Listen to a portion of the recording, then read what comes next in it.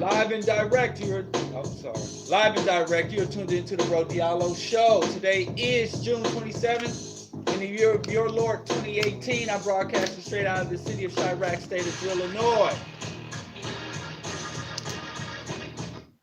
All right. Today is a celebratory day for African people across the globe. Um, Today is the 99th anniversary of the founding of the Black Star Line, uh, which was founded by the United Negro Improvement Association, which was an organization started by the most honorable Marcus Mosiah Garvey. We're going to talk more about that and the legacy of Black cooperative economics and practical Pan-Africanism.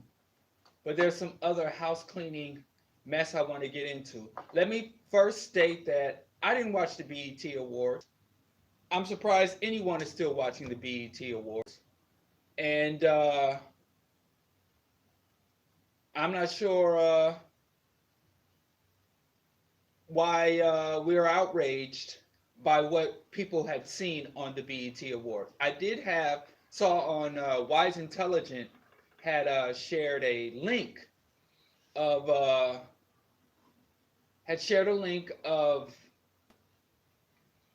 a skit from the BET Awards, which apparently was to poke fun at the success of the Black Panther movie.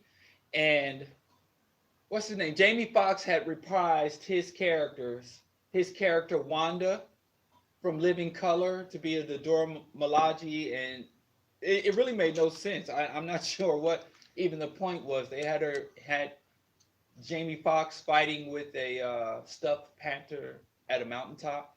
Anyway, not funny, not creative, not witty, not entertaining as far as I'm concerned, in my opinion. But it is what it was. Again, I don't think Black entertainment is about entertaining Black people. I think it's about who's providing the entertainment. But we know, y'all watching it, it's still getting ratings, and people are still going on and on about the fashions that the celebrities wear and all that. But I can't call it, man. I just can't call it. But that's all I know about it was that Wanda, that really not even funny Wanda video. But I'm sure that was just the tip of the coon iceberg. But so if you want to talk about or share your insights with the BET Awards, feel free to call in the Bro Diallo Show live 312-985-7834. That's 312-985-7834. You can also listen live on q4.org, the Q4 website, the TuneIn app, iTunes Radio, Q4, QUE, the number 4. Or if you're in the city of Chicago, you can tune in at AM 1680. And you can call in at 312-985-7834. Is where you can listen and or engage with the Bro Diallo Show. And if you got some insights about the BET Awards, I don't got no cable TV.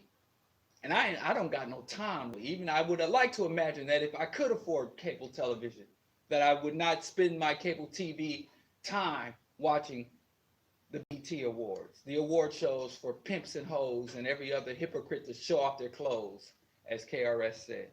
I'm not a big fan of award shows. Anyway, Gay Pride was this weekend. Pride March for, I know, Chicago. And I imagine it's coordinated across the nation. Was it last Sunday or whatever? I know my wife and we went to work at our shared cooperative office space. We have this office space.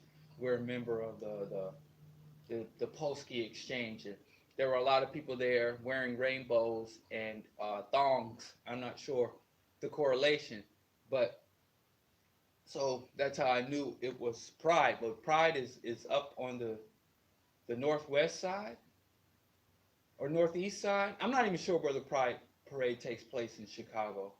But I saw like people after the Pride Parade, some people came to Hyde Park. And it looked like some Freaknik. It looked like Black Bike Week, Greek Fest. If not for the rainbows, I would have thought it was, Black Bike Week. I guess, that's what we do now in the United States tradition. We get scantily clad women for the. But anyway, there was an incident in Boys Town. And if you don't know Chicago, Boys Town is an affirmed gay community that is supposed to be a haven for members of the LGBTQ community, where they can go and be not judged, be not discriminated, where they can go and buy the gay cakes that the Supreme Court said that they can be denied. So, it's basically an oasis or a haven, or that wonderful word that Chicago loves so much, a sanctuary.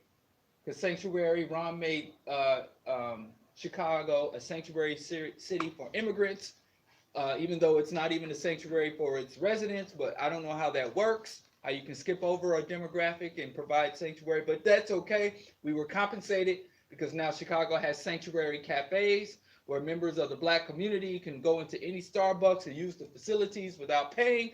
So that's a good trade-off, even so we can't have hate-free governance, but we have hate-free coffee and hate-free public accommodations at Starbucks.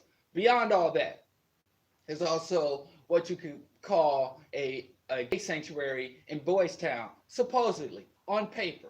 But Boys Town is a sanctuary for gay people like America is a home of democracy, just on paper. And there was an article written a few years ago and called "The Battle for Boys Town," which gave detail about how the affluent white male gays and affluent white people in general were being racist and discriminatory for gay youth. Many gays in the South Side and on the West Side, many gay Black youth from the underprivileged, underserved, discriminated, violence-saturated, crime-saturated communities of the South Side and the Southwest Side would go to Boys Town because, like they said, they thought they had a sanctuary. They thought they had a community. And the gay rights community or the gay rights movement and the gay LGBTQAI community, they would go there and they would soak up the culture of Boys Town. And these white gays, lesbians, trans, have we ever gone over lesbian, bisexual, gay, trans, queer, asexual, and intersexual? I think that's what all that stands for. I might have missed a letter or two. If I did, forgive me.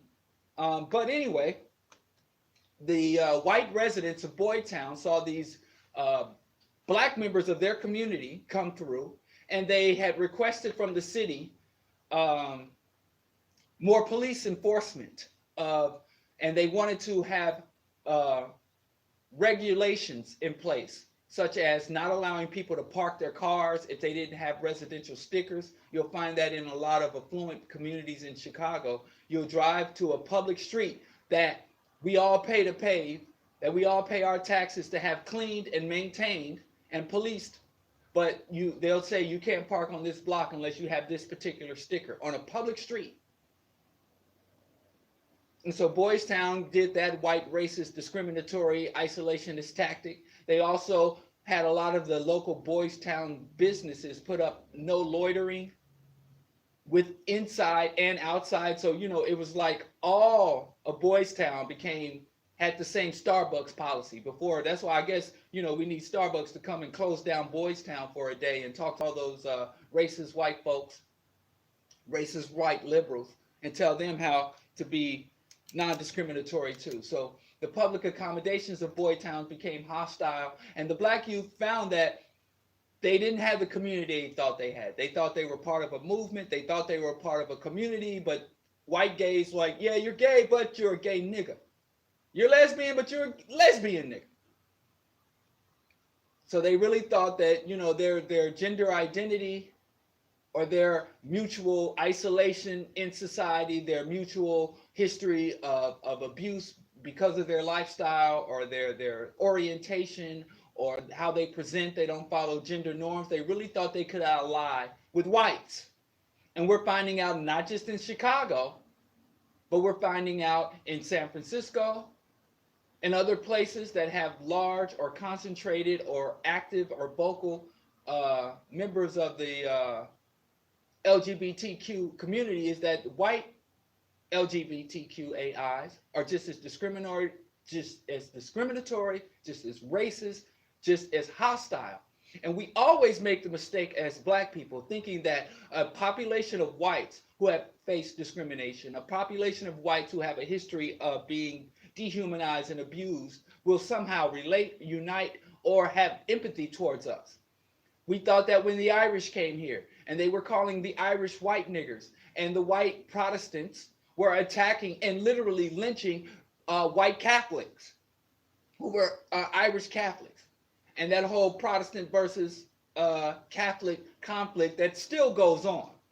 We don't study white folks like we should, so we don't really recognize their tribalism. We don't recognize their internal beefs and squabbles, their white-on-white violence. We don't study them for those purposes.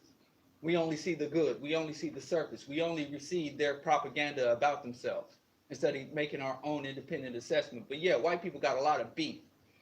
And so we thought, hey, we could get with the Irish because the Irish are suffering as we do. And then we turn around and found out they're the coppers. And they threw us in the paddy wagons. And they became one of the most racist and aggressively anti-black demographics in the United States was the Irish immigrant community and Irish citizens. Same thing with the Jews. We just really thought we had a friend in the Jewish community. And Jews did finance and give economic support and material support to the civil rights movement. And we really thought we had a friend in the Jewish community because of that. We didn't know that we were being used as fodder, because another thing we tend to ignore is that those no blacks allowed signs also said no Mexicans, no Jews allowed. So we were frontline soldiers in a war, and when it came time to distribute the spoils of that conflict of the civil rights, we did all the fighting and dying and marching and got all the assassinations bullets. But every other demographic that was being discriminated stepped up for the benefits while they took only a minimal, if any, risk. You know, a very minimal risk. I remember when Khalid Muhammad went on the Diallo Show, and Diallo was insisting that Khalid Muhammad acknowledged the 2 Jews who died in the South. And he said 2 Jews went down there to fight for your rights. And he was like, I don't know why those 2 Jewish young men were down there. I don't know why they were there. And I don't care why they were there. And I don't think I owe them a damn thing. And everyone was outraged. And I've never seen a TV program in my life where a Jewish person was told, what about all the black people who fought? From Dr. King, Medgar Evers on down, and many of the unsung, the black people who were lynched to bring civil rights to your people, to take down the no Jews allowed signs, to outlaw religious and racial discrimination. I've never seen a white prominent Jewish person pressed to acknowledge that. But they had Khalid Muhammad and Donahue and others were pressed to acknowledge the 2 Jews who were assassinated in the civil rights. And I've never seen a Jewish person pressed to say, hey, you know, the nation of Israel was the #1 ally of apartheid South Africa. The nation of Israel gave nuclear technology and helped the apartheid South Africa develop not only nuclear technology, but a nuclear bomb. And the nation of Israel never ever supported or joined with the sanctions, the anti-apartheid state sanctions. How do you speak to that? Supporters of the nation of Israel, Zionists, members of the Zionist and Jewish community, what do you have to say to that? Every time I turn around, I see some black celeb who might ought to kind of accidentally said something that could be perceived as anti-Semitic, and they come down. Remember, Nicki Minaj made some video. Don't ask me the name of the song, but she did a song with Drake and Lil Wayne, Young Money, I guess that's the whole Young Money clique, and the song had imagery of an oppressive army and oppressed people who were being mass indoctrinated and forced to work, and it was a militarist, dystopian, apocalyptic type music video. And some Jewish people saw it and said, That looks like Nazis. Those soldiers look like Nazis. This looks like a Nazi theme. Even if it looked like a Nazi theme, the people who were perceived as Nazis, even though they had no Nazi regalia, no Nazi symbols, there was no Sieg Heil, no Nazi salute. They just was still, in my perception, in my feelings, it looks kind of Nazi-esque. And of course, Nikki immediately just collapsed and groveled at the feet and begged forgiveness. Said that was not her intent. She stopped pushing the video. The video was taken down by I think Vivo took it down. I don't know if it's still out there on other channels.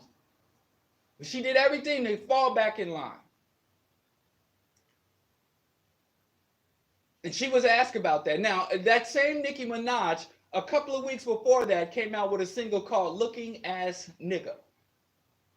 And on the cover of Looking Ass Nigga, she had the iconic photo of Malcolm X looking out his window with an assault rifle because his home had been 2 nights prior firebombed by members of the Nation of Islam. And members of the Nation of Islam, including some of his own siblings, were disparaging him in the media and sending him constant death threats.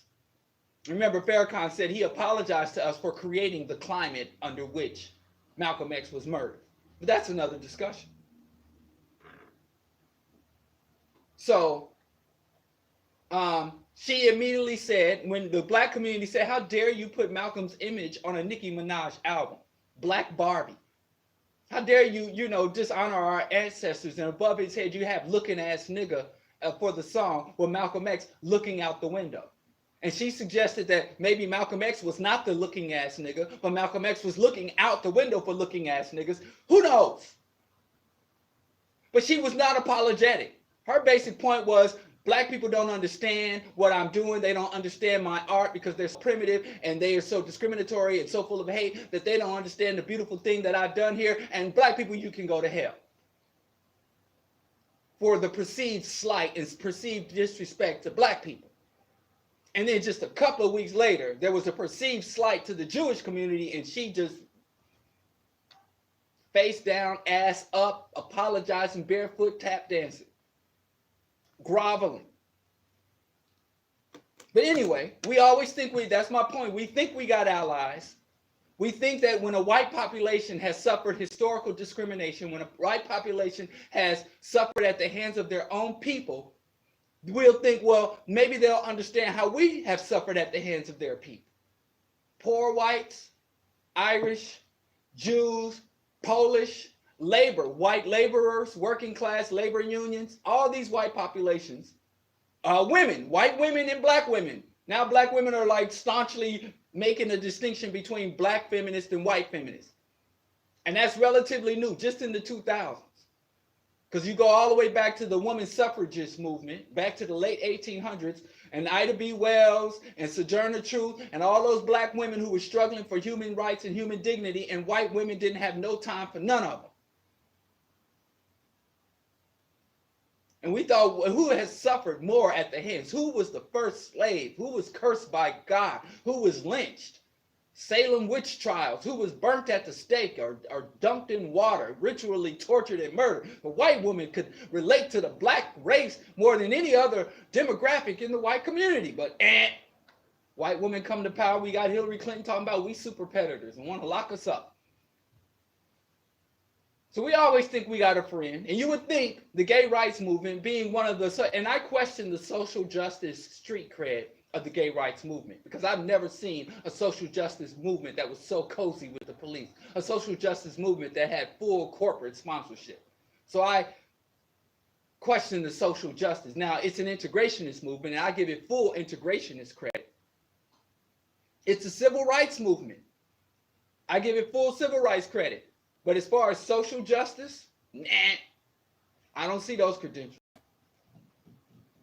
In fact, the gay rights movement, I think, is erosive to larger social justice movements. And if you want to get into it, we can. But as I was saying, the gay rights movement, you would think, being that it's one of the newer integrationist movements, coming on the heels of the women's rights movement, the labor rights movement, the civil rights movement. You would think coming on the heels of all these other integration and so-called social justice movements, you would think they're going to learn the lessons. These people are pretty smart. It was a very savvy movement. The anti-gay population is just all up in arms. They're like, the gays are taking over. It's a very successful movement. One of the most successful, like I said, with corporate sponsorship. Can you imagine if they had Black Panther Day at Disneyland? Can you imagine if there was a workers' rights parade with AT&T and the police department all joined the workers and labor movement, the wobbly International Workers of the World Parade? I've never seen any other movement get so much corporate love. Even the NAACP, you can't be more mainstream than that. Don't get that kind of sponsorship. But you would think they would have learned, the black gays would have learned. Every time black people try to unite across lines, we get our hands slapped away. I did a show a couple of days ago. It might still be up on the website, or you can find it at the Patreon archive there, called Soiled Solidarity, where I talk about all of our attempts to unite with other populations. Native Americans, all other Hispanics, all of our formal alliances that we made and the work we put in and how we never get our dividends. But anyway, the blacks fell for the same okie doke. They didn't learn. They didn't learn from civil rights. They didn't learn from women's rights. They didn't learn from workers' rights. They didn't even learn from the immigrants' rights movement. They didn't learn. And so we got black gays talking about I'm gay, and they love talking about how deeply homophobic the black community is and how accepted they feel in the white community.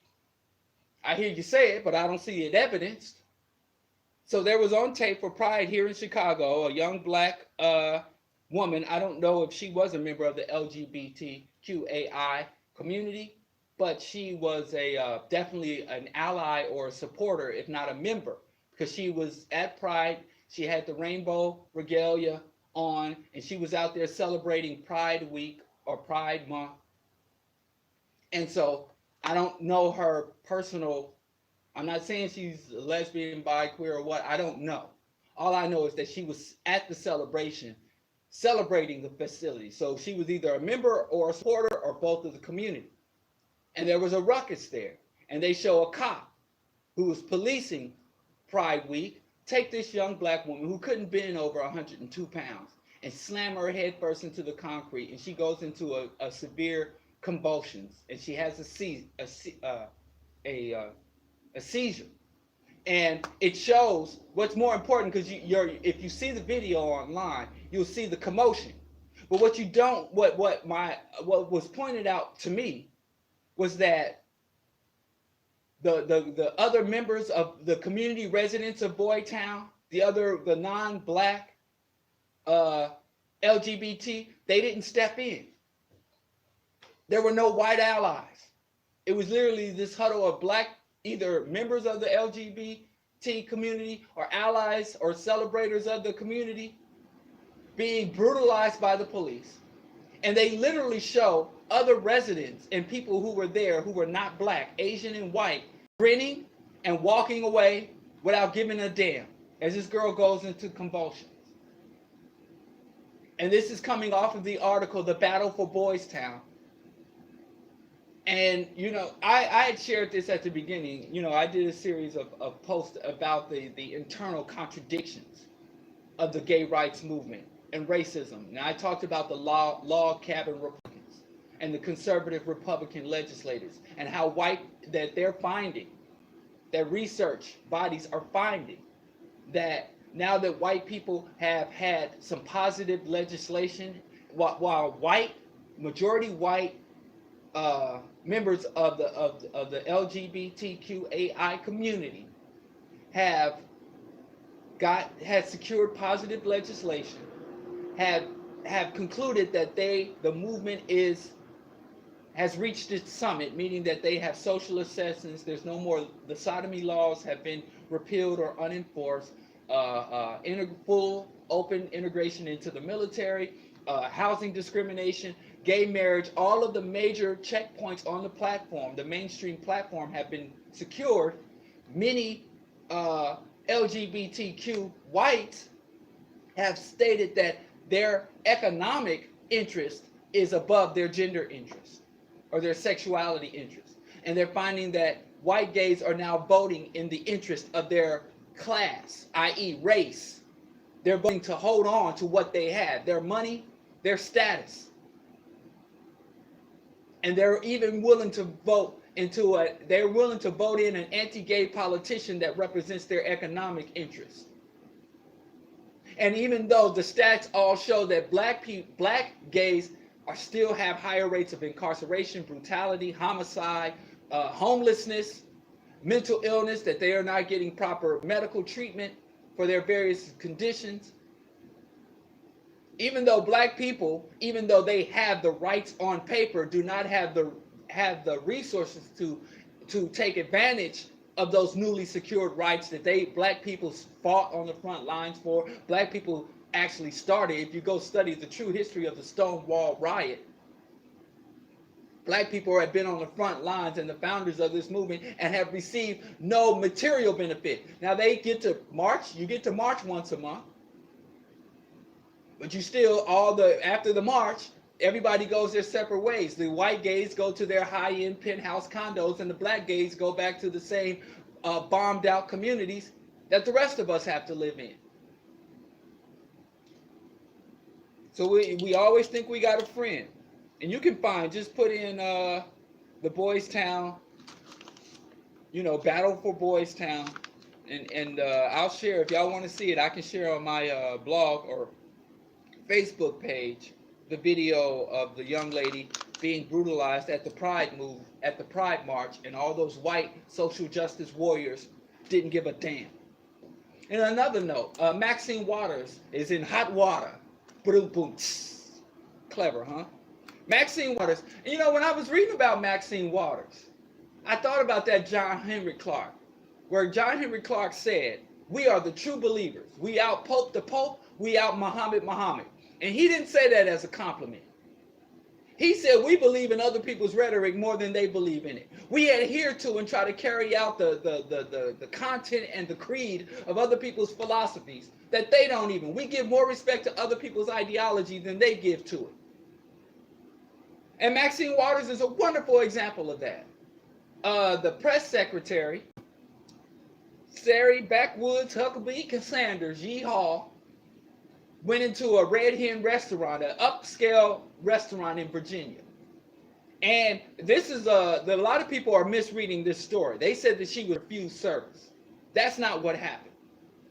This is basically, she went into this very high-end upscale restaurant to eat a high-end upscale meal.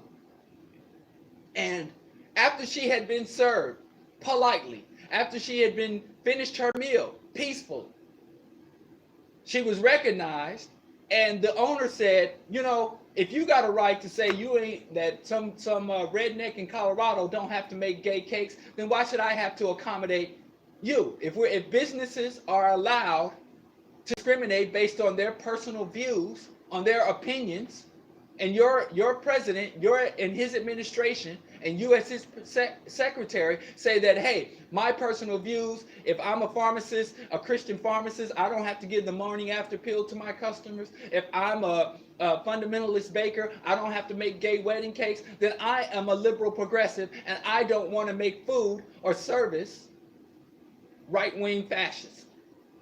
So, what's good for the goose is good for the ganders. And this owner of this restaurant had pretty much concluded that I'm going to make a political statement. And the owner politely, it wasn't you get out of here, it wasn't that she was ran out, wasn't no drinks or bottles thrown. Politely went over and said, we're going to ask you to leave our facility and kindly don't come back. Thank you kindly. After she ate, she wasn't refused service. She was asked to leave after being serviced. And of course, the Republicans were in an outrage. How they get outraged. They don't get outraged about,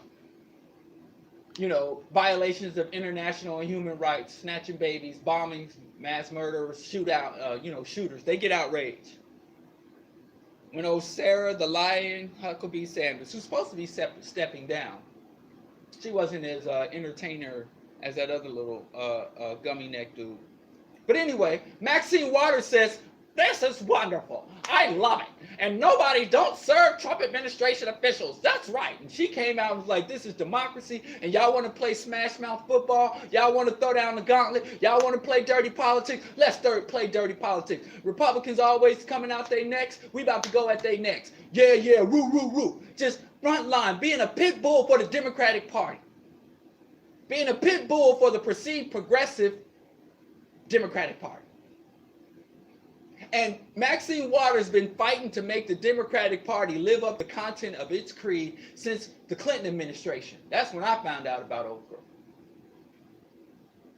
And she believes more in the rhetoric of the Democratic Party than Democrats. And she said, kick them out. Yeah, do it. It's time for a citizens' revolt. It's time for the citizens to rise up, and I support the citizens as a representative of the people. I know the majority of people didn't vote for Trump. The majority of people don't support his policies, and they're ignoring and they're playing to their base, a small 38 to 40% of Americans who support Trump, and they're neglecting almost 60%. So I'm willing to support the people in their acts of civil disobedience and nonviolent resistance. Go democracy. That's Maxine Waters. But then the leaders, the congressional heads, Chuck Schumer, Democrat in New York, the Wall Street senator, and Nancy Pelosi from California, coast to coast, came out and threw old Maxine, Auntie Maxine, under the bus. And they said this is inappropriate, this is unacceptable, and when they go low, we go high. And threw this sister under the bus. Her own party didn't stand with her. I mean, she was up there throwing up them capital D's, gang, gang, gang. She was up there repping for not just the Democratic Party, but the Democratic voter base. She was ready to bang. This black woman, who should have power, influence, and standing, she's been a damn congresswoman since the Clinton administration. That's for almost 30 years. With that same stiff perm. Her hair ain't moved in 30 years. She ain't moved out of her seat, and her hair ain't moved out of place. Go look. She's aging, but her hair has not aged. That same stand-up West Coast type, sheen, shiny, but not greasy perm. Now, Maxine Waters got thrown under the bus by her own party, and I think it's a perfect metaphor of what I'm talking about. Black folks, we always think we got allies. We always got friends. That's what I'm saying. I'm not even encouraging black. I'm not like Yvette Carnell and the rest of these clowns out here. I'm not a black isolationist. But I'm saying if we're going to have allegiances, we're going to ally, we're going to show solidarity, just like when you get a new phone, just when you download a new app, we need to say terms and conditions. We need to lay out some very clear, before we shake hands, some very clear terms and conditions. This is what we bring to it, and this is what we expect to get out of it. And if these terms and conditions are not met, we bouncing. We taking our ball and going home. You can fight this beast on your own. I'll go fight in my corner. You go struggle in your corner. But before, there's no more, never again will we put in more than we get out of. No more will we sacrifice more than our so-called allies. And no more will we tolerate being subverted, backstabbed, or mocked by our allies. It's not that hard. And here's another secret I got about black struggle. Another historical reality that you can validate. Everything black people have organized and fought for in this country, we got. So the problem is not getting what we want. The problem is we don't ask for the right stuff. We don't struggle for the right things. We said we want off the plantation, we are. But then we said we want to integrate. And now here we are integrating. And nobody sat down and studied what exactly would be the ultimate fallout and the long-term outcome of integration. And there's some other things I need to cover. Because Trump is very strong in the tradition. White folks have done this since the great Greeks were out here harassing Hannibal. And the Romans were trying to build the first multi-continental European empire. Whites have a very strong tradition of claiming victimhood and claiming to be of being victimizers claiming victimhood. Europeans have mastered the art of victimizers claiming victimhood. Everybody that white people claim is attacking them, whether it's black street thugs, whether it's international terrorists, Muslims, whether it's immigrants flooding across the border, the murderers and rapists, MS-13 flooding across the border, whether it's the Russians overthrowing our democracy, every single thing that the white establishment claims is happening to them, they're doing to other people. Everything, not one instance. Literally, all those black men who were lynched for looking at a white woman, that's when white men were raping black women in perpetuity without consequence. And I also think I need to explain the difference between neoliberalism and neoconservatism. We get things confused. And the thing, it frustrates me because when I say the Democrats are not just like Republicans, people get upset because they think to not say that they are alike means that I must support one and stand in opposition to the others. But I think if we're going to be effectively opposed and effectively counter the agendas of either party or both parties, we have to be honest about who and what they are. It's not enough. You can't say, oh, all diseases are alike. No, they aren't. Diabetes is not just like cancer. And Democrats are not just like Republicans. I'm not saying one is good. I don't want either. But we have to acknowledge the distinctions if we're going to mount effective opposition. So I do want to talk about neoliberalism and neocolonialism, the tradition of victimizers claiming victimhood. But there's something to celebrate. We got a few things to celebrate. Like I said, see murder might be getting out. There's a documentary coming out on the ID channel or something, some mini doc series. And they're going to cover the C. Murder trial and conviction, his murder indictment, trial, and conviction. And the investigators have already found that one of the two main witnesses against C. Murder was coerced into giving testimony. He stated that he was threatened, and C. Murder been in since what, 2002? He said that he was threatened. He said, I don't know, like what this got to do with what? It's just like y'all did with Meek Mill. Like my thing is, I'm kind of hands off on this C. Murder thing. I'm with the Tubman thing. If you ain't running for freedom, then don't run with me. And wherever else you running towards integration, you running towards, if you ain't running towards the North Star, then I mean, even though we both black, if we ain't going in the same direction at the same pace, I'm not sure what we doing. But it's just interesting to see how these high profile cases does get insight. Like the Meek Mill thing, I ain't got no tears to shed for Meek Mill. But it does highlight how they murder us. They incarcerate us. They violate our civil and human rights. And they have no empathy.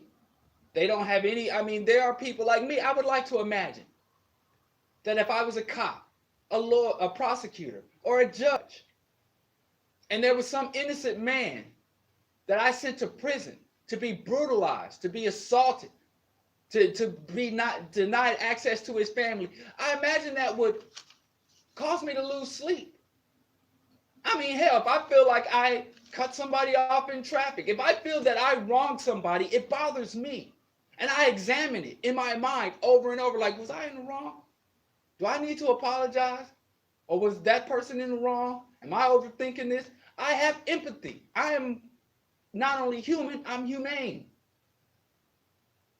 How do these judges, prosecutors, and cops and detectives all over the country for generations just killing and destroying people's lives and go home? They don't just go home. They like Sarah Huckabee Sanders. They go to these high-end fancy restaurants and put their feet up at the fireplace and smoke cigars and eat cookies and bounce their children on their laps.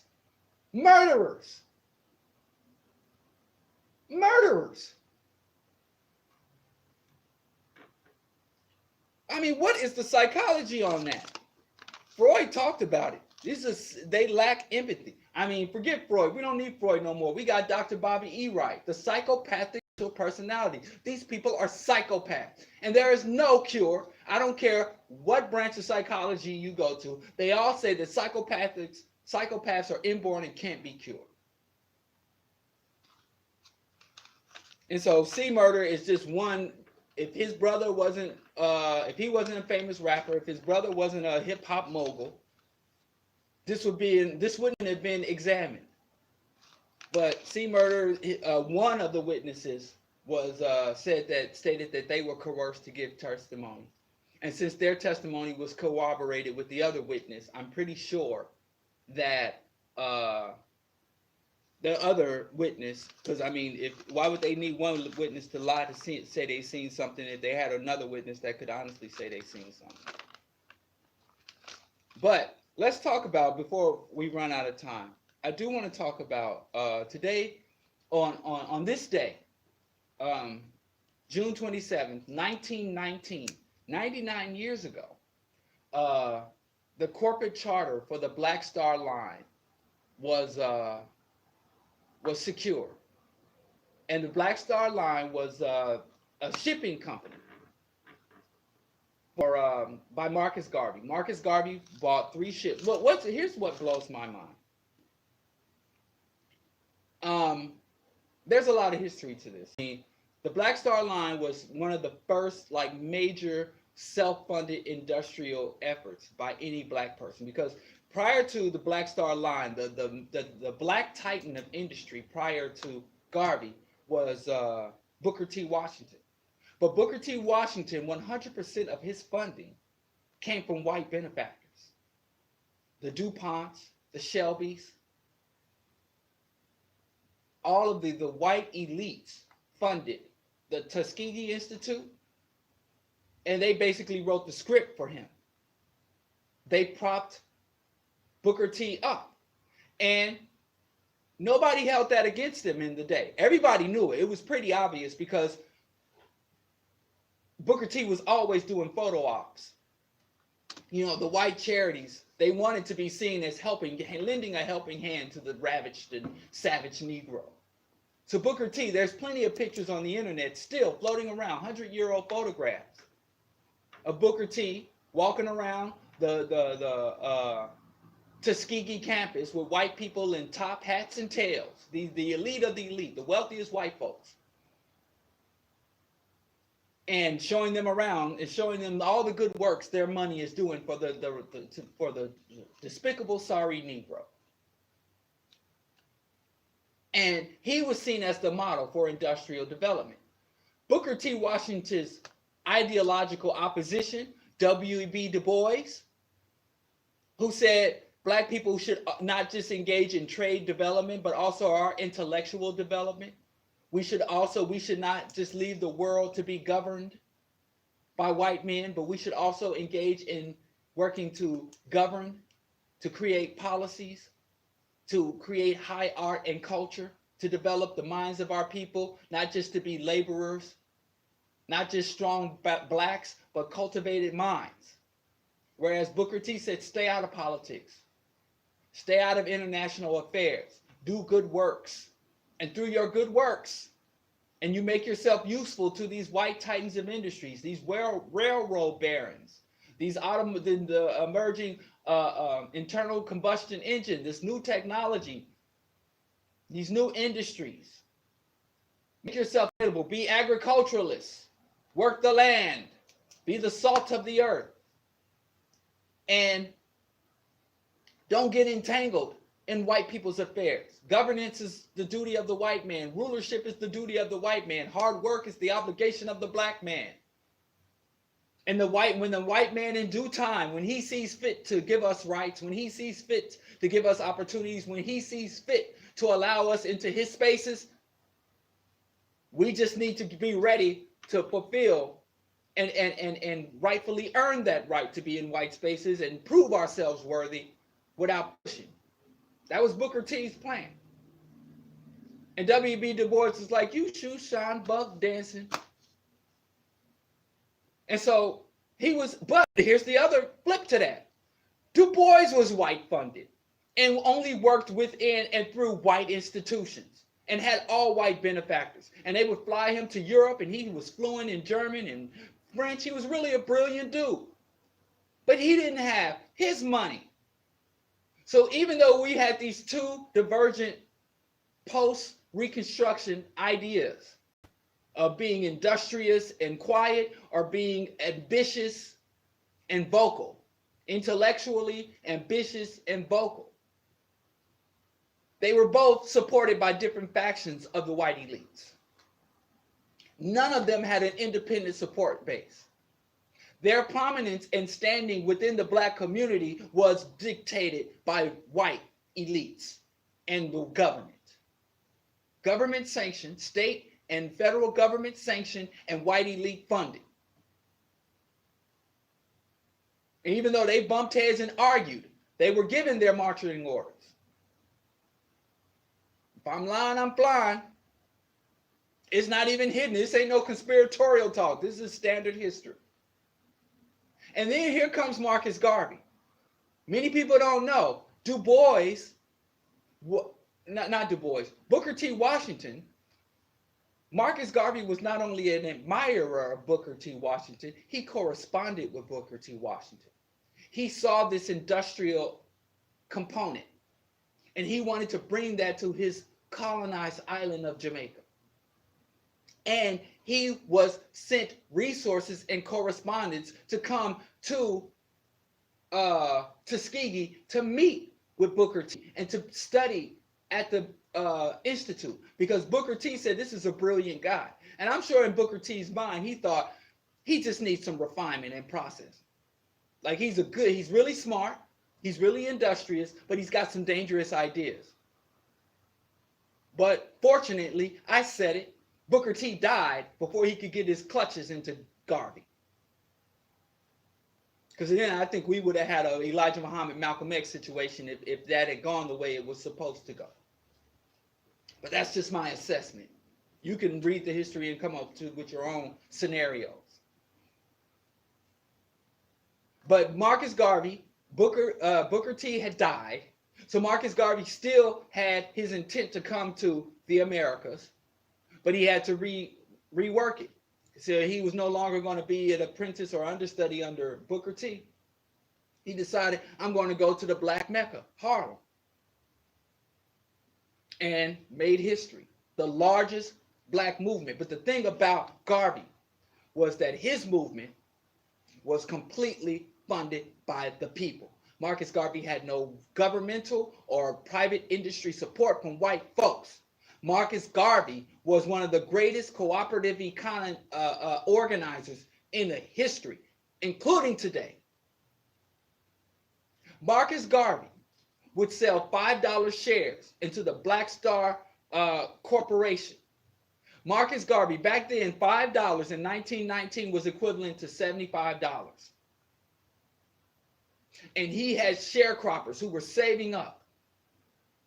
He had poor black indigents. He had black people all over the United States saving up money so that they could own one share, $5 share, $75. It ain't a lot of money, but it ain't a little too, especially to black folks in 1919. And Garvey raised $800,000 from sharecroppers and migrant workers and exploited industrial laborers. Black people, despised. These are black people in the throes, in the heat of Jim Crow, coming together to pool our resources. And what is it? I looked it up. $800,000 in 1919 is equivalent to $12 million in 2018. So Marcus Garvey, in a year, raised $12 million. Not from the black entertainers, not from the LeBron Jameses and the Michael Jordans and the Jamie Foxxes of his day, not from the Jay-Z's and the Bays. He got that money from Jabbo Jones and Rufus. He got that money from what was the equivalent of single mothers on welfare, the equivalent of McDonald's workers, the equivalent of black carpenters and black electricians, of black people that ain't on nobody's stage, ain't celebrated by nobodies, they not celebrities. Garvey didn't go to the elites. The elites wanted nothing to do with Garvey. They thought Garvey was one of the first dark skinned with strong black features. Look it up. You ain't supposed to, and he was a short, chubby little man. And you're supposed to look like an Adonis. You're supposed to look like, as closely as possible, as a Roman or Greek god or goddess. If you wanted standing, and in fact, if you read his biography, his first wife was from the mulatto caste in West Indies. And her entire affluent family cut her off because they didn't want her contaminating their light-skinned bloodline with some of that dark-skinned Garvey blood. That's how deep it runs. That's how deep the mental side of self-hate goes. You think it started this week, this year? Millennials really think they the first people to deal with colorism? And so Garvey didn't look like a leader. He didn't talk. He had a strong West Indian accent. He was not well spoken in terms of speaking standard or the Queen's English. And he didn't hustle for white folks' money. He said what folks need, black folks gonna provide for, by, and of black folks. That's it. And there was no qualms about it. He said, black folks, we will have our own men of big affairs. And so Garvey raised $800,000 in 1919, which was the equivalent of $12 million.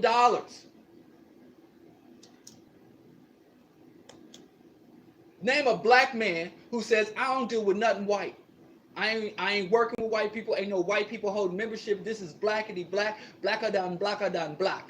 Black people of the Caribbean, black people of Latin America, black people of the U.S., the entire African diaspora, and even black people in Europe.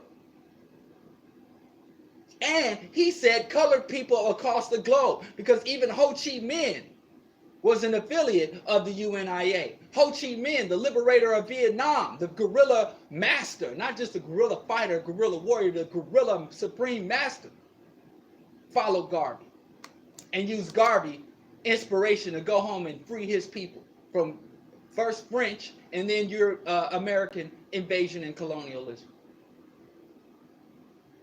So Garvey was a problem. He was an obvious problem for the U.S. government and Western imperialism. But ironically, he was a problem for the Negro establishment. And W.E.B. Du Bois had fought for years with Booker T. And W.E.B. Du Bois was like, now that Booker T's out of the way, I'm going to be the premier black leader. I'm going to be the supreme black leader. And I'm going to have black folks wearing top hat and tails and speaking German and being affluent and articulate and getting their writings published in journals. And get them out of those overalls and put them into some suits. The talented 10th. And just as Booker T stepped down from leadership, here come Garvey. And not only did here come Garvey, but here come Garvey with no white support, no white endorsement, no white funding. He said for, by, and of the people, for the people them. And so Garvey took this $800,000 and over a series of a year or two, bought 3 ships. The Yarmouth, the Kanawha was the Kanawha and the Yarmouth and one other ship that he named. And these ships were World War I era ships. He had a lot of trouble with the ship because they were falsifying documents with inspecting the ships. They lied and destroyed the manifest. You know, here comes this uppity black man in military regalia, talking up, talking big, looking me in my eye when a nigger's not supposed to look a white man in the eye, looking me dead in my eye, telling me what he will and negotiating. So of course, they did him dirty, but Marcus Garvey had a severe miscalculation. If you listen to Marcus Garvey's speeches and you read Marcus Garvey's writing, Marcus Garvey had a severe miscalculation. He didn't understand his enemy. But we don't know. I can't hold it against them because black folks today, we have over a century of history after Garvey, and we still things we don't understand. Marcus Garvey was under the impression that the black man was despised and oppressed because we didn't handle our affairs properly. And Marcus Garvey said, we will demonstrate to the world that the black man is capable of coming together to handle his affairs. And he said that the black man will have his nation govern his nation responsibly, and the black man will send out dignitaries to the world, and the black man, when the black man conducts himself properly, when the black man conducts himself in the proper manner, then the white man will respect us. And we will sit at the table of nations. We will be welcomed into the community of nations as equals once we demonstrate our capacity to be equal. That was wrong. That was severe miscalculation of the intentions and motivations and behaviors of Europeans. He thought, once I demonstrate that Africans can govern Africa, can manage Africa's resources, and that Africa is willing to trade in our resources and negotiate trade, negotiate treaties, negotiate any type of state-to-state interaction as equals. When I demonstrate to America that the Africans, the sharecroppers, the black school teachers, the black citizens, are able to conduct themselves as a power base, able to unite, pull our resources, and do like they always say we should do, pull ourselves up by the bootstraps, then the white man will step back and was like, well, I called this man a primitive. I called this man an ape. I said this man was a savage, but he's demonstrated to me his capacity of self-governance. So I will respect his capacity of self-governance, and I will work with him as an equal citizen. That's what Garvey thought. And I don't blame him for thinking that in 1919. Because Garvey didn't have the history of the UNIA to read. Garvey didn't have Dr. Bobby E. Wright wasn't even born. He didn't have Dr. Clark. Garvey studied the communism. Garvey studied Adam Smith. Garvey studied what was available to him at the time and made some really, really astute observations, came to some keen understandings, but there were certain deficits in his analysis. Just like I would hope 100 years from now, somebody will look at Bro Diallo's analysis and say, here are the holes, here are the gaps, here are the miscalculations. Let's shore it up and move forward. Let's eat the meat, toss out the bone. I'm sorry, let's eat the pulp and toss out the rind. That's the vegan version of that. And so Garvey, overestimating the humanity of Europeans and underestimating the psychopathology of them, made certain assumptions. And then he didn't just make these assumptions, he moves on these assumptions. So he thought, I'm going in to buy these industrial products, these large tanker ships, these large World War I era tanker ships. And it said the Black Star Line would partly remedy that situation by facilitating the shipment of goods amongst the far-flung people of the African diaspora, thereby fostering growth of self-reliant and resilient global black economy. The Black Star Line would also transport immigrants to Africa for the establishment of a black nation state. Garvey never wanted to take all black people to Africa. Garvey always wanted to economically, culturally, politically, and militarily connect Africa with the African diaspora. That's all. And guess what? That's what Europeans do. That's what Asians do. With the Asian diaspora and the European diaspora. Do you know the United States is part of the European diaspora, just like black people in the United States are part of the African diaspora? So Garvey wanted to transport goods. And he said, instead of going into these slumlords, we can bring the industrial products to manufacture our own buildings, our own factories, our own products and goods. And we can go straight to Africa. We don't have to wait for European companies to go to Africa, exploit and extract resources, and then manufacture, process those resources into goods, and then sell them to us. We can cut out the middleman or cut out the white man. And I'm going to do it justly. I'm going to do it legally. I'm going to do it following the white man's rules. I'm going to beat the white man at his own game. And Garvey said, okay, how do you do it? How do you raise funds economically? You sell shares into a company, you get your limited liability, you incorporate, you sell shares, and then you distribute the dividends from the profits.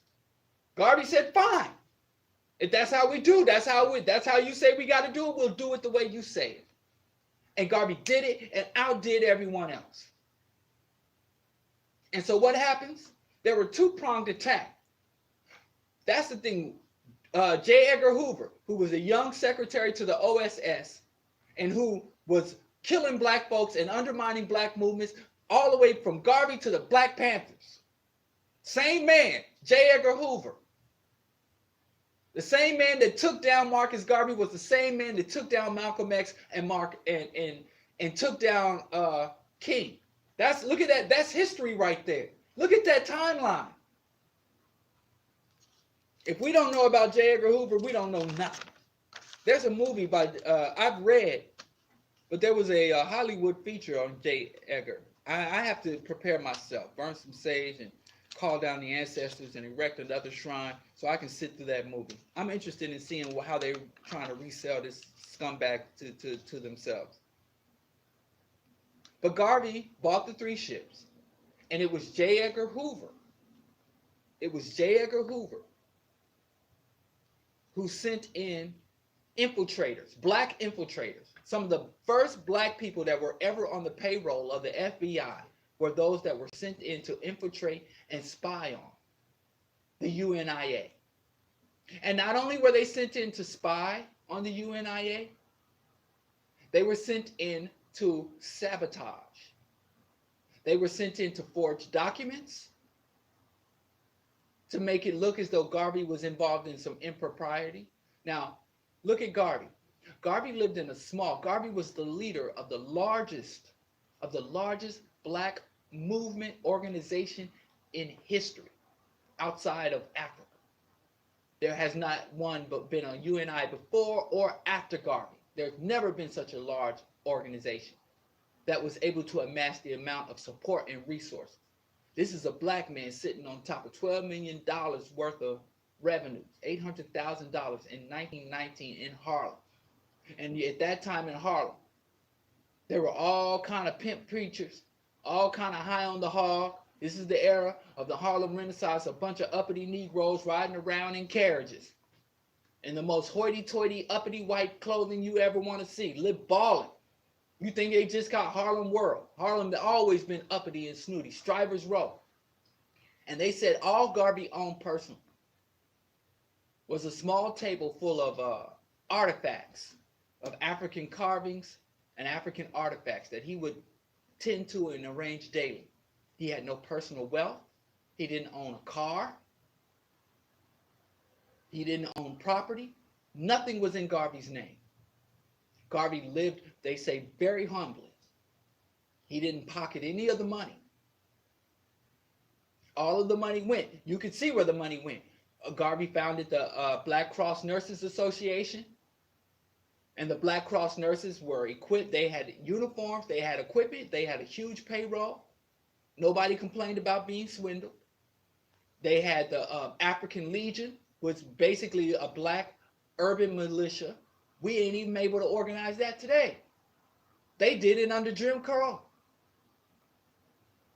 And he got these men uniforms. He fully staffed the Black Star Line. He hired ship captains.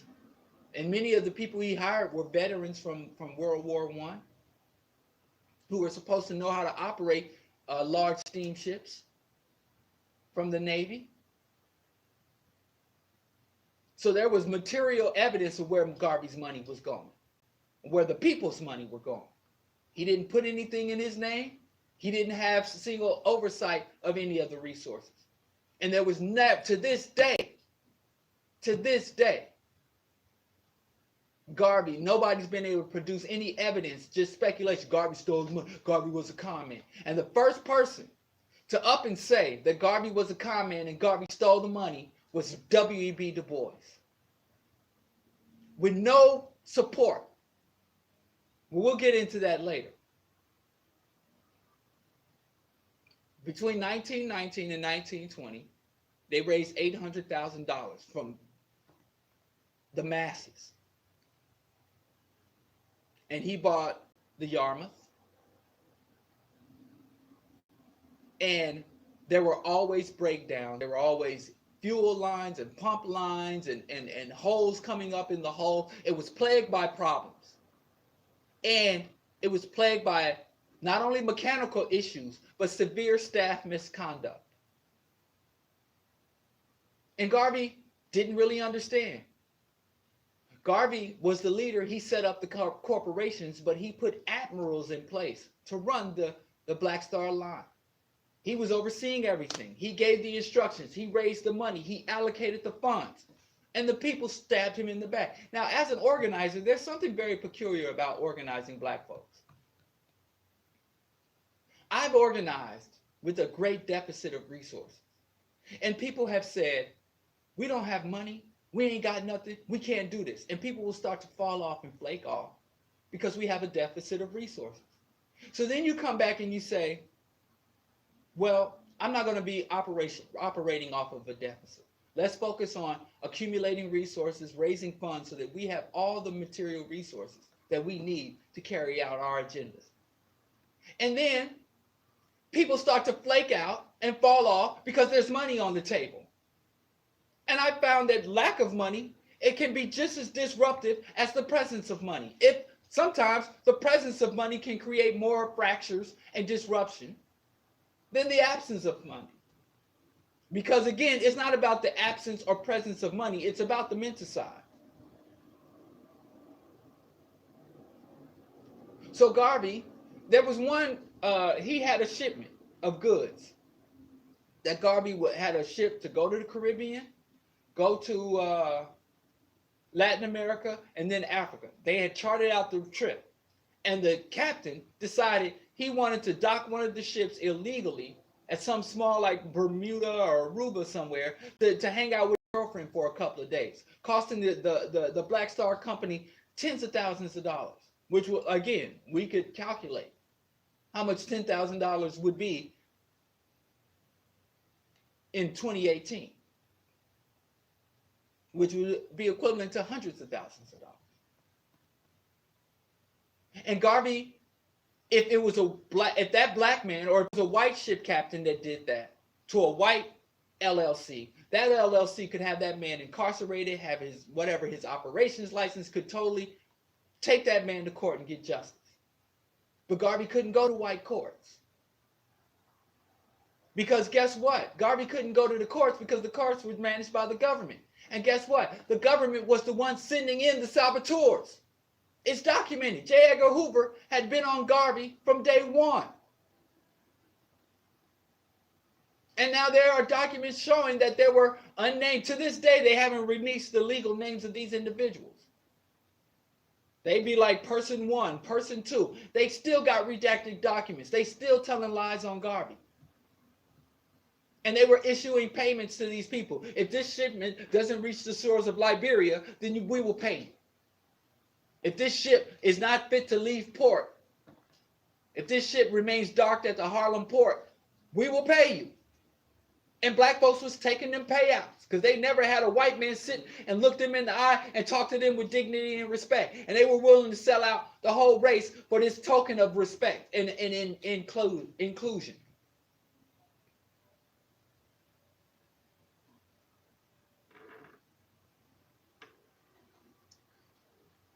It says, although the Black Star Line had numerous vocal critics, the number one critic of the Black Star Line and Garvey was W.E.B. Du Bois.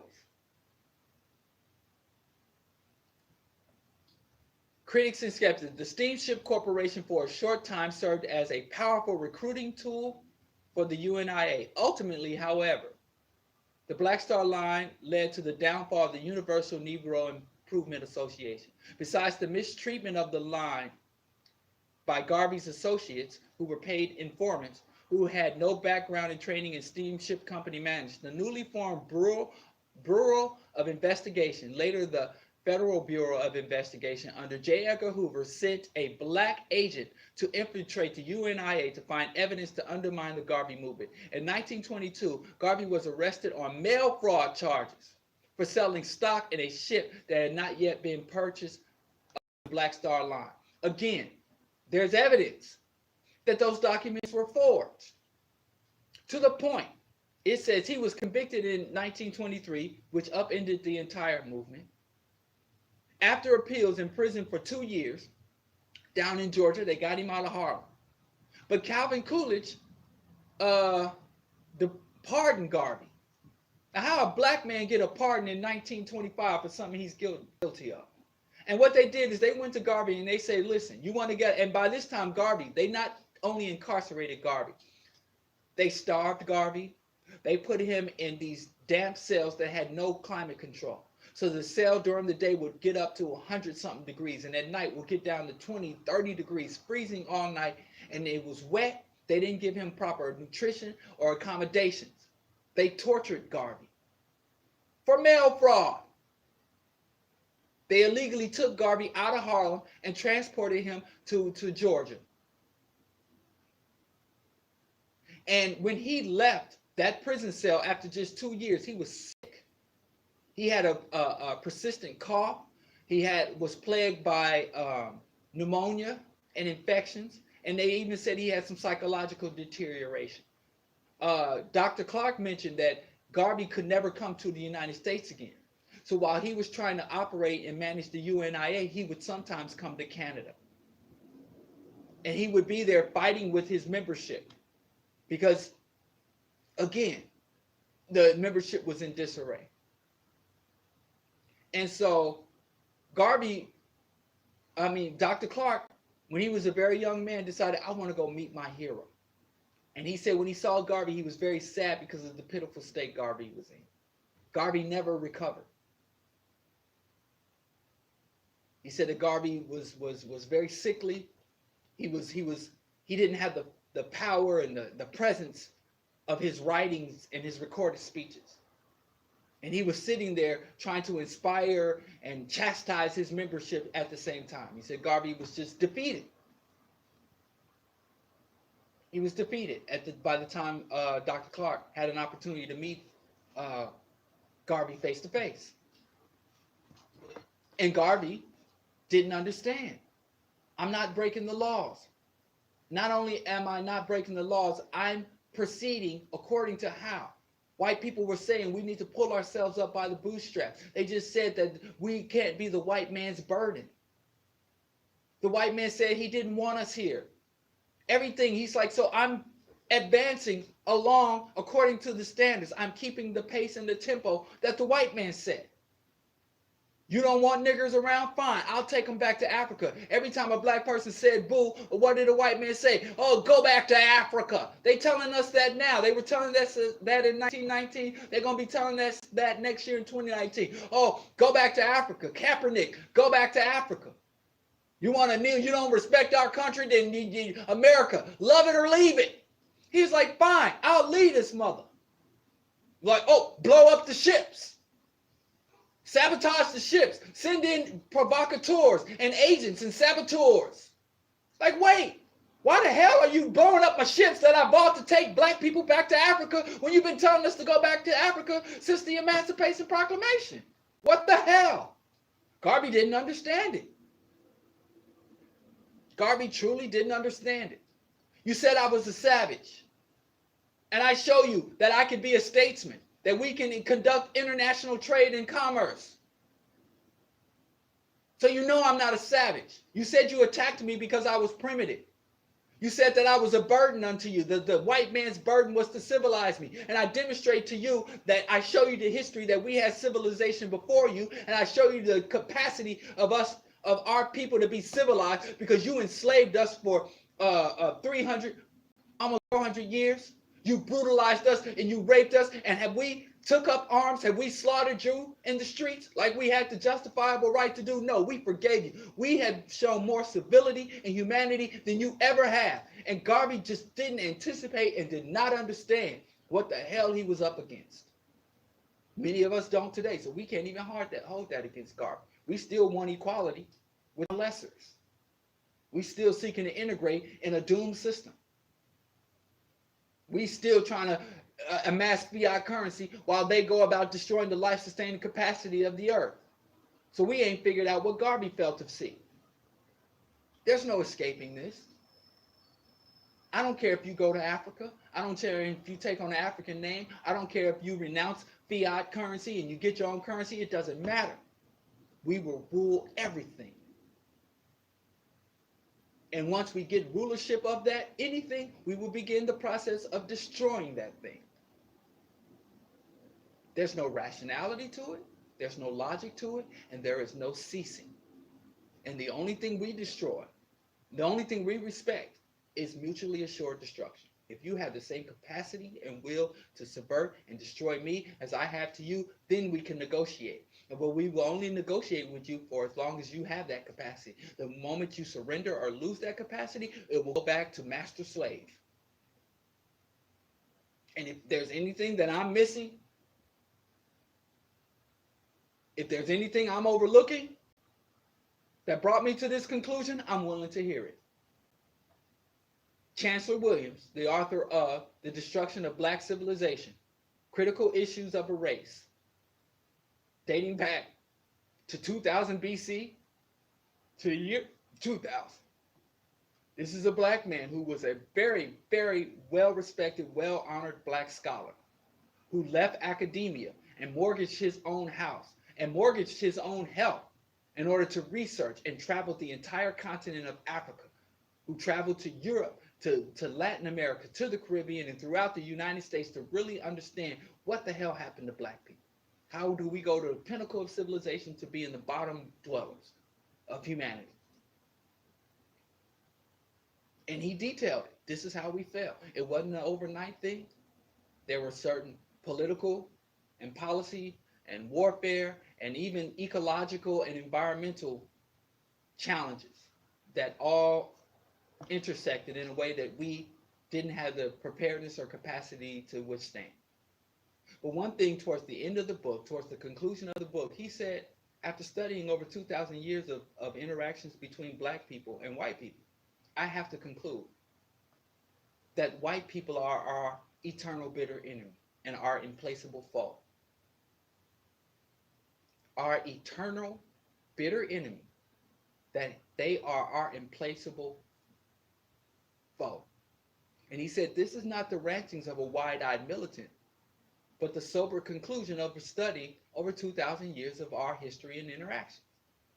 But Garvey didn't have access to that analysis. In 1919, black people weren't getting grants to study and didn't have the resources to send our scholar out. So most of us, they were reading Albert Church-Ward and other white Egyptologists, Gerald Matsey, the two most famous. Garvey didn't understand that. So Garvey was a Christian. Garvey was an avowed capitalist. Garvey had some deficits. And people say, because I study Garvey, I am a Garveyite, I seek to continue, advance, and refine and improve on Garvey's mission. Garvey was a Christian. Garvey was a capitalist. As if I'm supposed to be a Christian and a capitalist if I'm a Garveyite. And they ignore the fact that Garvey's second in command, Carlos Cooks, who took up the reins after Garvey was subverted, was an atheist and was a communist, had communist sympathies. He was would probably be more akin to a scientific socialist. And they went to Garvey when Garvey was in Europe and said, Garvey, you got to take Carlos Cooks out of power. But he was eventually poisoned and assassinated too. You got to get Carlos Cooks out of power. And Garvey sent Carlos Cooks a personal letter and said, keep doing what you're doing. Because this is not a religious movement. Regardless of my personal religious conviction, this is a secular struggle. And it doesn't matter the religious views of any member or the lack thereof. This is about liberation and reunification of African people who were forcibly separated. So Garvey set the standard for cooperative liberation, and we were better off, poor and working class black people, pulling our little peanuts than going to the LeBrons and the Beyoncés for lump sums. We had more unity. And the main thing, we were a severe threat. And when this happened, black people were saying they set up Garvey. Garvey didn't steal from us. They undermined Garvey. And W.E.B. Du Bois, who was the most recognized black man in the world, came out on the side of J. Edgar Hoover. He sided with the government against Garvey. He lied and said the government didn't set Garvey up. The government didn't infiltrate Garvey. Oh, it's just conspiracy. Literally, he said, oh, those just conspiracy theories. He said that Garvey just was complaining and making excuses. That's what Negroes say today. Oh, you just don't want to work hard. You want to make excuses. You want to blame the white man. That was your boy Du Bois. He said that it was a pipe dream for Africans to want to return to Africa.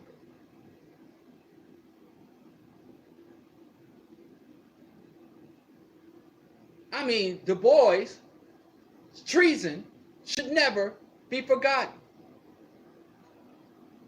He wrote an article after Du Bois was convicted called The Collapse of the Only Thing in the Garvey Movement which was original or promising.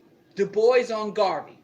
And this punk chump sucker, I personally am in awe of Du Bois' scholarship and research. I think Du Bois was one of the most brilliant men. But brilliance don't mean principle. There's a lot of intelligent cowards. There's a lot of intelligent evil people. You know, evil geniuses have it. So I take nothing away from Du Bois' intellectual capacity, but he was a traitor.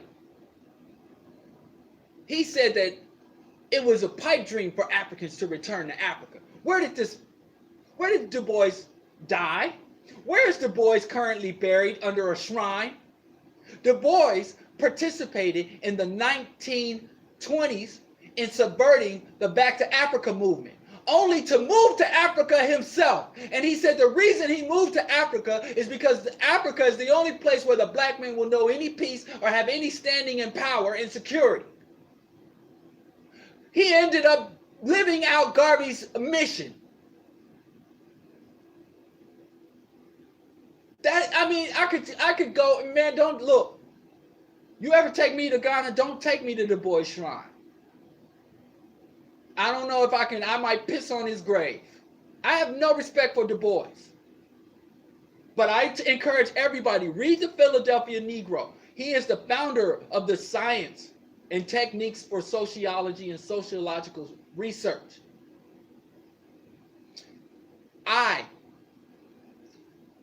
Africa and the World. He's written some of the best books on African history, African antiquity, on sociological research.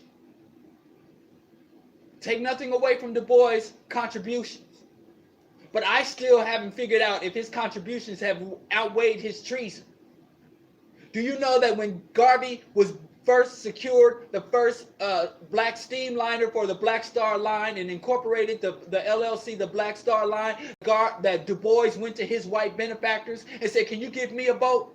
Everybody's seeing Garvey's big steamships in the harbor. Garvey's doing big things. Garvey's having a huge parade down Harlem. Garvey has independent financing. He don't have to ask permission from nobody. He is a man of the people, and the people support him. Maybe if I had a boat, I'd have more standing. And his white benefactor said, nigga, we're not buying you a boat. He went to the government and said, if you could give me a boat, I could bring down Garvey for you. Go read Tony Martin's research. Du Bois has never had to answer. Du Bois lived to be almost 100 damn years old, and he never had to answer for his acts of treason. But we ain't even making the minister answer for his treason against Khalid Muhammad or Malcolm X. We don't hold our own people accountable. We still worship our traitors.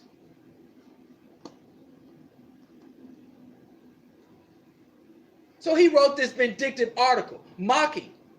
He said that Garvey alleges gigantic conspiracies. And in the article, he put conspiracies in quotes, even though the government even professed, yes, we were monitoring Garvey. Yes, we had paid agents. We sent people to join Garvey's movement that were on our payroll, and then we flipped members of Garvey's movement and put them on payroll. So even the government admitted to, but Du Bois tried to give the government vindication. He said that there were gigantic conspiracies. And he also, the U.S. State Department, went overseas and told African countries, don't do business with Garvey. And the African country says, we already have contracts with Garvey. We've already committed to sell this land, to sell this rubber. We've already committed to this exchange with the UNIA. We have contracts, and you're the people who came to us and forced us into this economic system. And so why would we, if Firestone came to get our rubber to make tires, and we said no, you would invade us for dishonoring contracts. You will sanction us for dishonoring contracts. You will decapitate our leadership if we didn't honor our contracts. So why are you coming to us in Africa telling us not to honor contracts that we've signed legally with the UNIA? And they were like, boy, who do you think enforces the contracts? I am the law. And when I choose to break the law, then that's lawful. And Garvey said this. He said, I went to negotiate. I was going to corner the rubber market. I was going to, in industrial products, I had an economic plan. I was going to send some of the best agriculturalists in the world, were black men who had been sharecropping, making something out of nothing. He's like, I'm going to get these African sharecroppers who are farming a quarter acre on a white man's land, getting robbed every year, going deeper and deeper into debt. I'm going to pay off them sharecroppers' debts. And they can leave that land. I'm going to send them to the most fertile soil, the most industrious farmers in history. I'm going to transport them to the most fertile soil in history. And I'm going to have a global African agricultural industry. It was all laid out. And Garvey said, when I went there, they ripped up my deeds. They ripped up my contracts. And when I went to the proper channels to get a resolution of these conflicts, they told me I'm the criminal. And Du Bois said to the black community, none of this happened. Du Bois said, oh, Garvey's gigantic conspiracies, in quotes. Garvey's just delusional. See, this is what black people do. We think we do better. We say, black people, we got to do better. Let's start our businesses. Let's open our banks. But if we do anything and we leave the systems and institutions of white domination intact, they come in and subvert it. Give me a movement from Haiti to Zimbabwe. Give me a black movement or struggle that wasn't subverted by white people. Just imagine, where would the United States be if George Washington, Thomas Jefferson, Benjamin Franklin were assassinated, were locked up on trumped up charges? Where would Ford Motor Company be if Henry Ford was locked up and thrown out of the country for crimes he never committed, even though he was a criminal? Ford worked with and gave aid to the enemy. Ford loved Adolf Hitler. AT&T. No, not AT. IBM gave support and resources to the enemy. Garvey never did that. White industrialists were always selling out the United States, always committing crimes, always committing fraud, leading to the Great Depressions, bank fraud, investor fraud, real estate fraud. Garvey, they had nothing on him but trumped up charges. But Garvey thought, like I said, black people, we have to say, if we're going to progress, then we have to remove their capacity to subvert us. We can't depend on them to not subvert us. What am I missing? So you think we can go start businesses and make international trade, and then black people are like, something wrong with black people. What's wrong with us? We ain't got nothing. We ain't built nothing.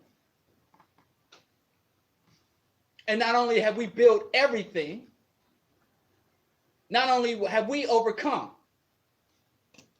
And let me tell you something about these black people in 1920s.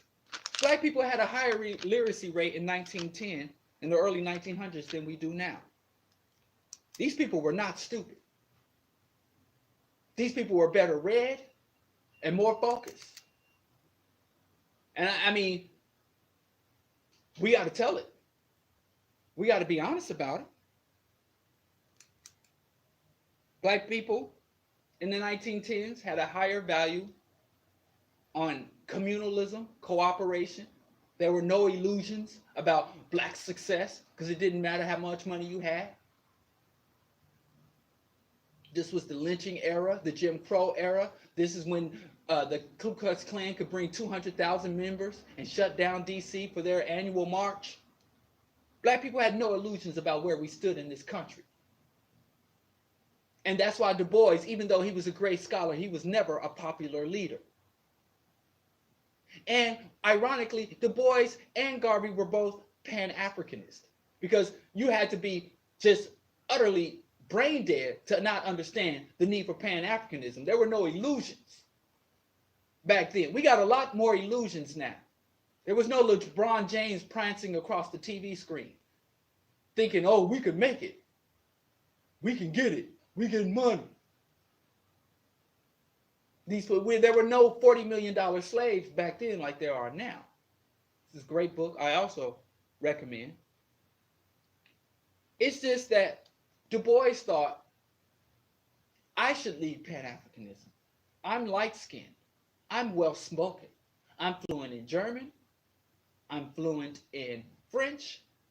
And I have graduated. First black man to secure a PhD from Harvard. I should lead the Pan-African movement. Not some informally educated, short, dark-skinned little gorilla, which is he called Garvey an ape. Garvey called him a self-hating mulatto. There was a lot of bar. I mean, this wasn't no manly panel. I think if they met in the streets, it'd be on. Neither one of them was punks. These were old school 1920s cats. Fisticuffs was a thing. Dudes would throw down. Wasn't no guns, but I mean, they come from the shoulder real quick. And so the problem is, Du Bois understood what needed to be done. Du Bois understood the color line. It was jealousy. It was colorism. Du Bois just didn't think Garvey was worthy. And Garvey would wear African clothing. And Garvey would wear admiral's caps and epaulets and medals and make these grand declarations about Africa and African people. And Du Bois was embarrassed by that. Du Bois thought that we should be dignified and wear shooting ties and stirrups and suspenders. He didn't think black people should be getting down like that. He didn't want black people marching in the streets talking about we're African Legion and Black Cross nurses. He wanted us in the halls of academia, in the halls of bureaucracy, carrying briefcases with nice sharp haircuts and pencil-thin mustaches and wire-rimmed glasses, holding our butts tight and high, making our voices more high-pitched. Du Bois was a Pan-African who had a very particular, he said, what are you raising money from sharecroppers for?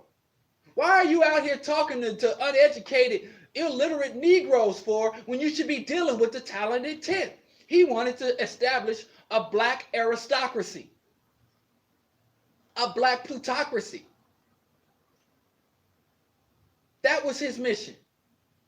And he wanted this black aristocracy to dictate to the black masses how we should conduct ourselves in the context of Pan-Africanism.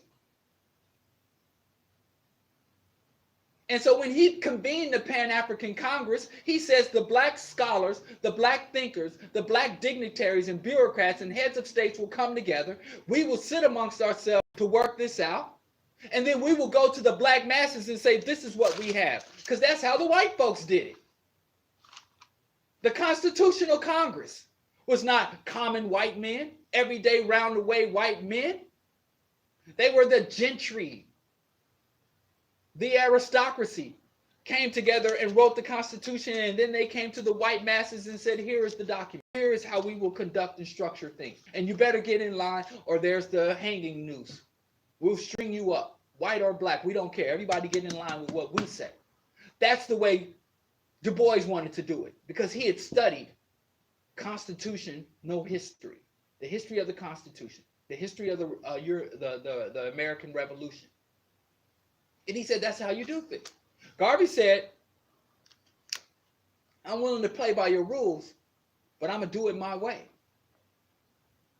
So Garvey said, I don't want a bunch of aristocrats, a bunch of bureaucrats, a bunch of eggheads. I'm going to go to the people. And he said, I'm going to educate the people. I'm not going to say, if you want education, you got to go to Harvard. I'm going to make education mass education, not elitist education. I don't need Negroes from Tuskegee or from Harvard telling me that I can't teach the people. So Garvey would bring education to the people. He would basically democratize or communalize education. Garvey was very big on knowing our history, very, very big on literacy. Garvey's first job was in publishing and the printing industry. Garvey was very, very big on literacy, and he was an avid reader and encouraged that amongst his people. Study. So if you had to go out and tend the fields all day, you get by that candlelight at night and you do your study. Whereas Du Bois was like, if you don't make it to Harvard, what's the point of wasting resources on educating you? But they were both Pan-Africanism. That's why we can't just say, well, I'm Pan-Africanism and we can rest on that. We can't rest on just being Pan-Africanism, because there's a lot of potential for corruption, a lot of potential for disruption within the Pan-African ideology. We can't let classism, colorism, elitism, sexism, fanaticism contaminate and corrupt our movement. And it's not enough just to run around like the Christians say, like Dr. Umar. Dr. Umar is not a real Pan-Africanist. Yes, he is. He's a Pan-Africanist. I'm a Pan-Africanist.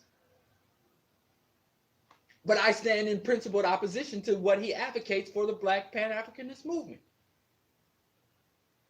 But it's not enough just to me say, oh, he's not a real Pan-Africanist, and I think that absolves me. I have to speak to what he's doing and how he's doing it and counter it. I go to feminists and I'm like, well, look at Madeleine Albright. Look at Margaret Thatcher. Look at Hillary Clinton. Oh, they're not real feminists. Oh, that absolves me. I go to the Black Christians. I mean, I don't even know where to start to list the atrocities and crimes of the Christian church. And then, oh, they're not real Christians. That's it. That absolves me. That's not how it works. So I acknowledge that Garvey was a Pan-Africanist and Du Bois was a Pan-Africanist. Du Bois, even if he didn't say it, eventually proved to us that Garvey was right, because Du Bois' life was a Garveyite life. He repatriated back to Africa and lived out his days in Africa. And he acknowledged that that is the home of the Black man, and that must be the base of the man's power. No matter where the Black man resides in this world, Africa is our foundation. His life. And right now in Ghana, Du Bois has a shrine erected to him because he repatriated.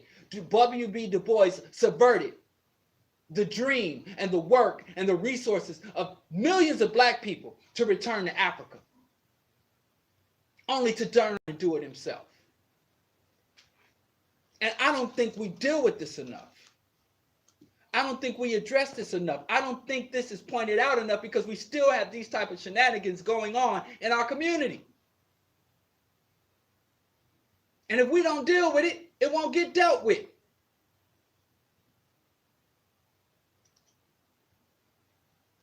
I advocate for practical Pan-Africanism.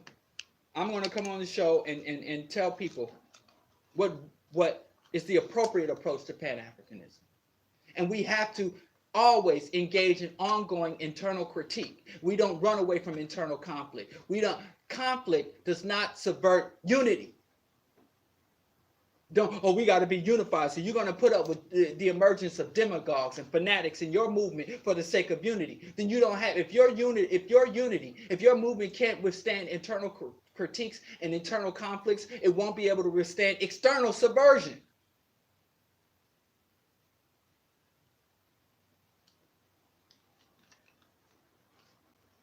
So on the 99th year anniversary, I propose today, by June 27, 2019, the 100-year anniversary of the incorporation, Black people, we need to come up with yet another economic plan. And we need to come up with an economic plan with the understanding that white people will try to subvert it. And I know y'all ain't comfortable. White people, not all white people, woo, woo, woo. I ain't really with all that not all white people stuff, because white people, from what I see, will only help you if you're in the most desperate, pitiful state. Like, white people are really going hard to assist those poor Honduran children being ripped from their mother. They're just down there being as pitiful and powerless. So white people will and they're marching and they're protesting and holding up signs. But if those Honduran mothers say, let's join a guerrilla army. Let's take some AK-47s and some Molotovs and we're going to go take our babies back. And any ICE agents that's getting in our way, we're going to mow them down. Then the white people are like, we're not going to support you. They only support you when you're pitiful. What about the Iraqi insurgents? Their country was invaded. Their people were bombed, sanctioned, and illegally murdered and overthrown. They don't support our insurgents. So a lot of times, if you have white allies, if you have white support, it's only because you're being pitiful. The moment you stand up and get strong, white people will be like, I'm uncomfortable. Like, we're supposed to make people comfortable within our freedom movement.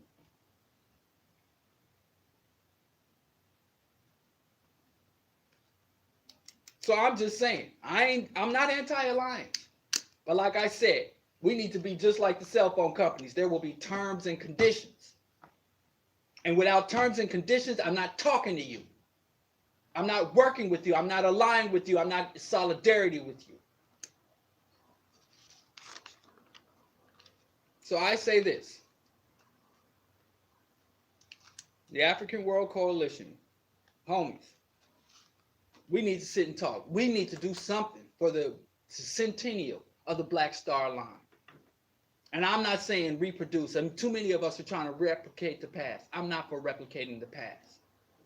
I'm for refining the past.